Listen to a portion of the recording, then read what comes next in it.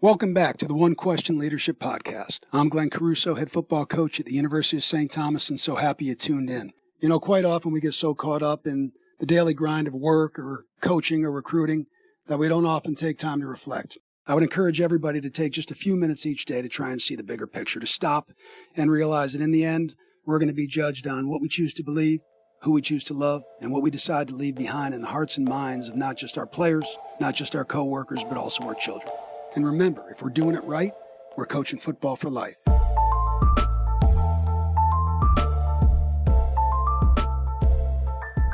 Greetings, this is Ty Brown, and welcome to the One Question Leadership Podcast, where we highlight executive and organizational leadership. Be sure to follow us on Twitter at 1Q Leadership. Our guest today is Dave Brown. Dave is the founder and president of Gridiron. Greetings, Dave. Thanks for joining us. Ty, thank you so much for having me, and a pleasure to be here. Yes, sir. I'm excited to have you on. Now, you'll have to help me here, but what I have down here is that Gridiron is a software program that can identify all options for types of games needed for scheduling, and you assist with football scheduling, essentially with Division I college football, FBS and FCS. Now, help me out with that in terms of describing what Gridiron actually is. Yeah, so that's a pretty good description, but just to get into it a little bit deeper, when somebody has an opening for a game, they have a pretty good idea of what they'd like to do with that particular schedule opening. So they may want to buy an FCS team on that date. They may want to sell a game to another FBS institution if they're an FBS school and get a guarantee for it that helps them hit their budget. Or they may want to buy a game. You know, if you're a guy from the SEC or the Big Ten or the ACC, they may want to buy a game and pay a guarantee. So whenever you have a particular scheduling need where you are specifically trying to find a certain type of game, you can just log right into Gridiron, and you can, if you're trying to buy a game, you can look for all the teams that are looking to sell a game on that particular date. And that really is the underlying idea behind the software. Now, there are many other things that go along with that, but if that's really the main purpose of Gridiron. And you know, past that a little bit, there are 10 conferences in the FBS, and those conferences spend a fair amount of time making sure that they can get everybody a game in a certain week. And so another part of what I do with the conferences in particular is just to line everything up so that, say, for instance, they can get everybody a game in the first 4 or 5 weeks of the season, just so that nobody's taking an early bye and playing 11, 10 games in a row. And so that's another facet of what I work on for the conferences and the schools to a certain extent. We just go in, work with everybody across the landscape, and really make sure that we can find a solution so that everybody gets their bye put in the right place, and that they just have a balanced schedule that competitively meets their needs, where they're not going on the road for 3 weeks in a row or something like that. It sounds like a very complex setup there. And your background kind of is what led you to it. You most recently, before you started Gridiron, VP of Programming at ESPN. I mean, you spent time in programming for ESPN College Basketball, Longhorn Network. You've done a number of things, essentially main role being the lead football scheduler over 27 years at ESPN.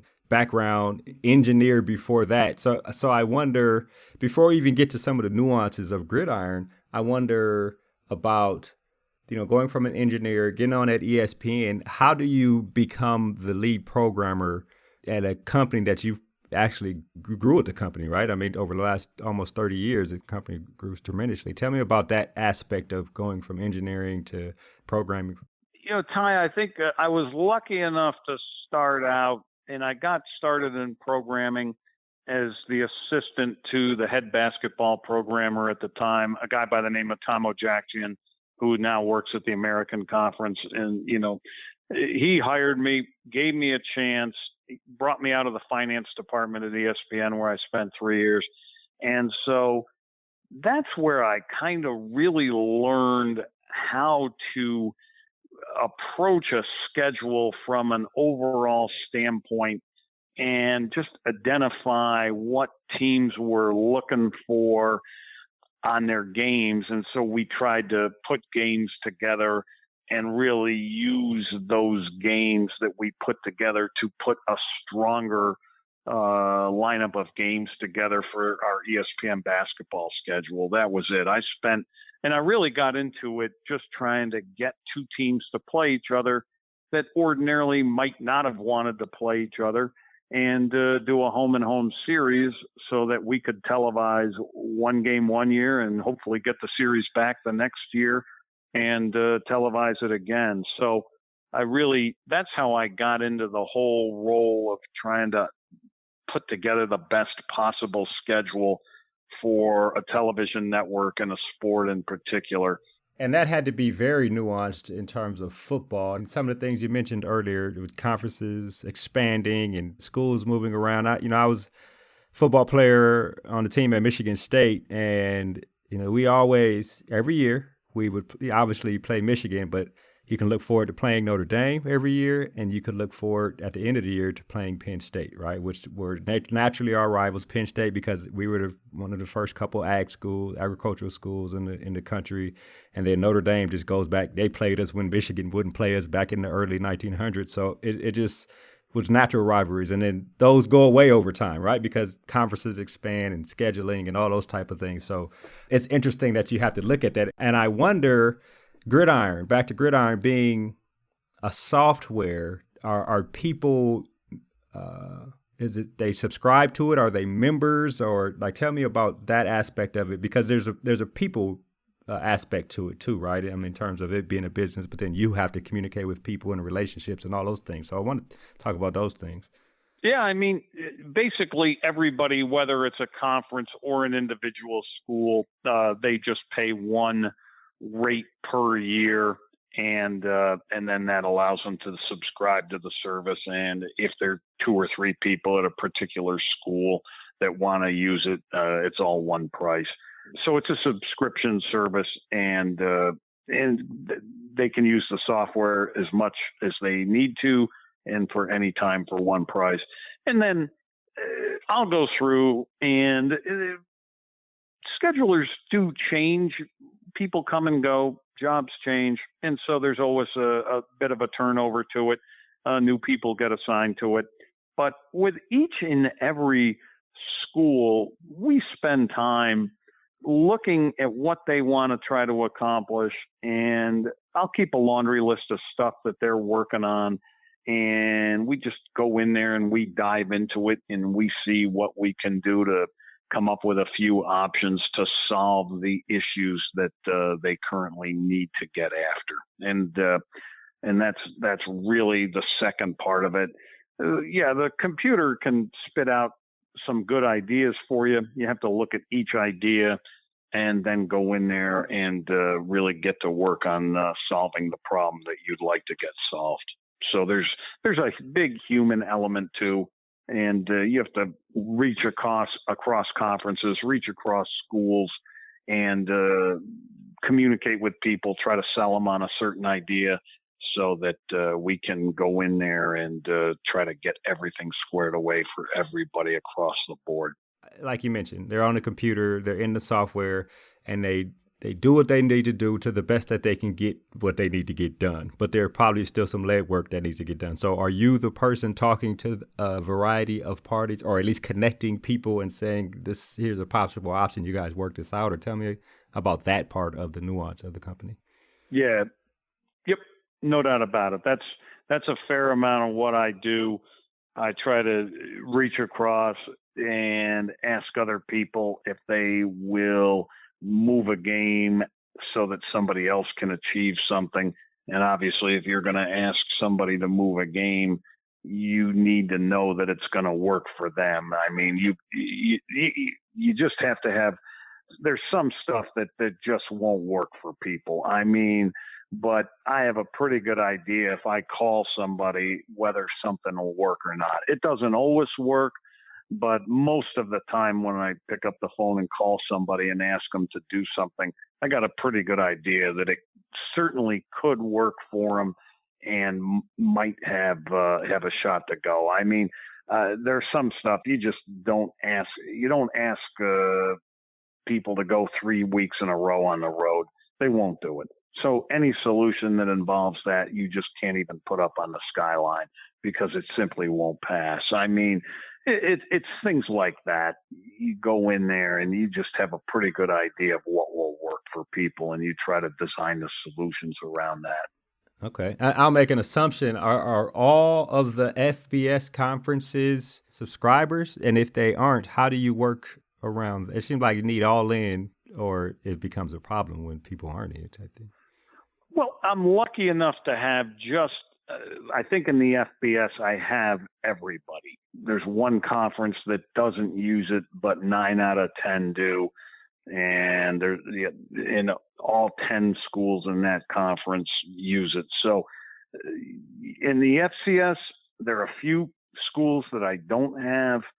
Out of the 125 FCS schools, I'm thinking I probably have 115 of them. So I've got pretty much everybody on board. And I know I'm lucky enough, having worked in this business for quite a while, I'm lucky enough to know most of these people. And so we can always reach across and figure out what we need to get done. So now I'd imagine now, we're in this current pandemic chapter of world history, and a lot of conferences are not doing fall sports. Some schools individually may not be doing fall sports. I think most of FBS is still on board. So at the current moment, how busy are your phones? How busy is the software like in overdrive now as people try to figure out how to reschedule? Because a lot of FCS conferences are dropping off, and you got to get these buy-in games. And if you get one domino on the FBS level, who knows what'll happen after that. So I just wonder about how busy you are in terms of like preventing your hair from falling out kind of situation, right? Oh, it's more than manageable, and this is a little bit of an unprecedented time, no doubt about it. But in terms of the scheduling aspect of it, there are many things that certainly outweigh that, and what the commissioners are working on, and the presidents and the athletic directors, and how they might structure the season to keep everybody safe. That's far and away the biggest issue of the day, not so much the scheduling part of it.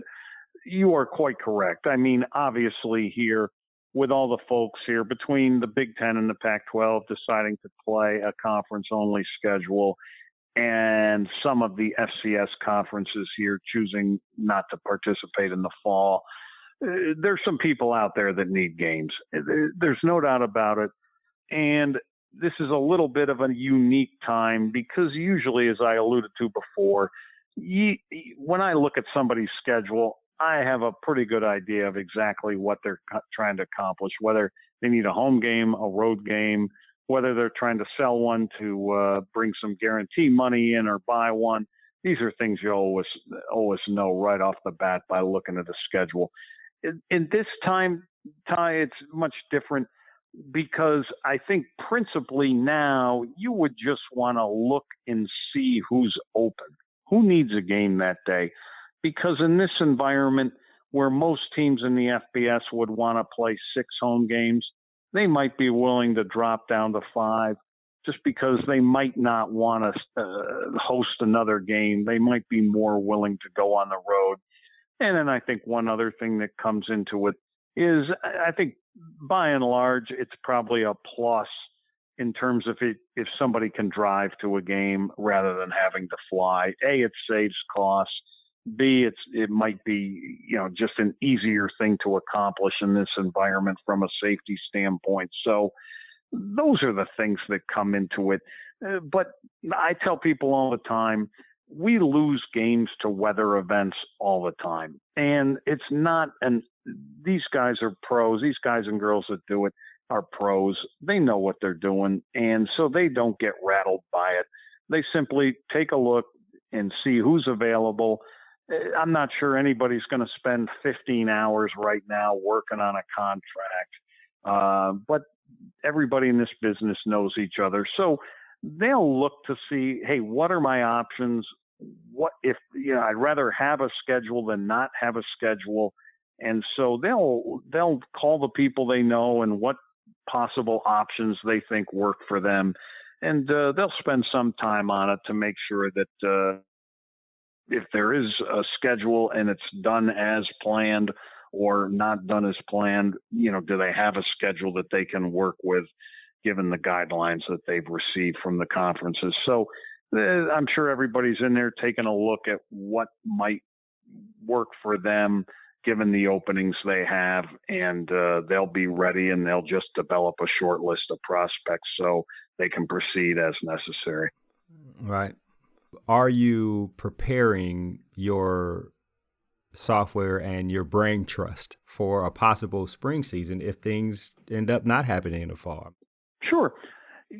About the only thing that I've talked to the people that do my software coding is because, one thing, Gridiron, I always want to make sure that it's an accurate site and all the games are in there and up to date as humanly practicable. So if there is a spring season, then obviously we'd want to make sure that we're set up to accommodate a spring season. So you have to spend a little bit of time with your developers making sure that the software is in fact capable of handling it, and that's basically the only thing I've done. In terms of if the decision is made to go to a spring season, I'll read it online along with everybody else. I mean, that's really how it will fly. No one asks me, and nor should they, because it wouldn't be helpful to them.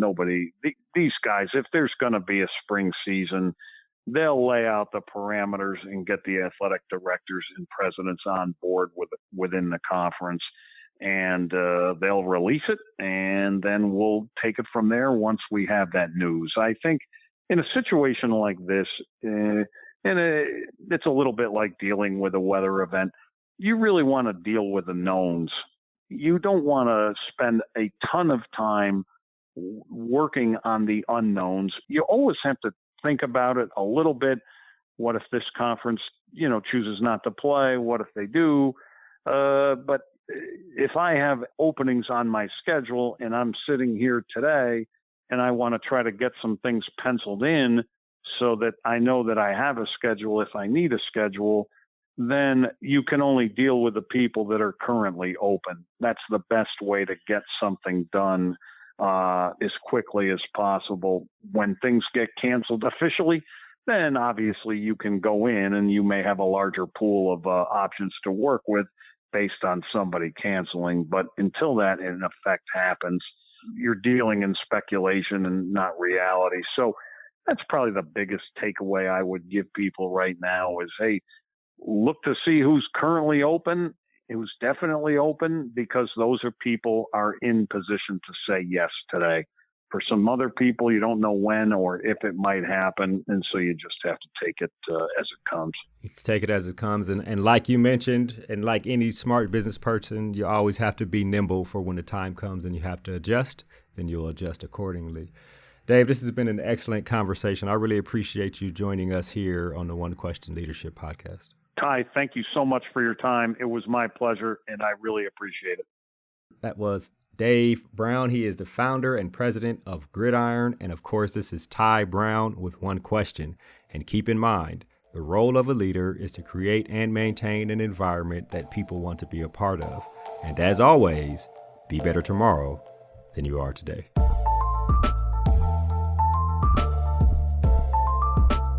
This episode of the One Question Leadership Podcast is produced by Spades Media Group, solving problems using creative leadership.